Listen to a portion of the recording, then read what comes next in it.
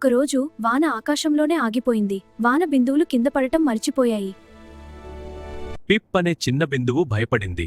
మనమెలా కింద పడాలో మర్చిపోయామా అని ఆలోచించింది. కింద నేల దాహంతో ఉంది. పూలు వాన కోసం ఎదురుచూస్తున్నాయి. పిప్ కింద చూసింది. అది చాలా దూరంగా అనిపించింది, చాలా భయంగా కూడా. అప్పుడే ఒక స్నేహపూర్వక గాలి వచ్చి అడిగింది. ఎందుకు కింద పడటం లేదు? గాలి మృదువుగా చెప్పింది, పడటం భయం కాదు, అది సహాయం. పిప్ ఒక లోతైన శ్వాస తీసుకుంది. పిప్ పూల మీద పడగానే ఆ పువ్వు మళ్ళీ నవ్వింది. పిప్ ధైర్యం చూసి మిగతా బిందువులు కూడా కిందకు దూకాయి. కొన్నిసార్లు పడటం అంటే ఓటమి కాదు, అది ఎవరినైనా సంతోషపెట్టే ప్రయాణం.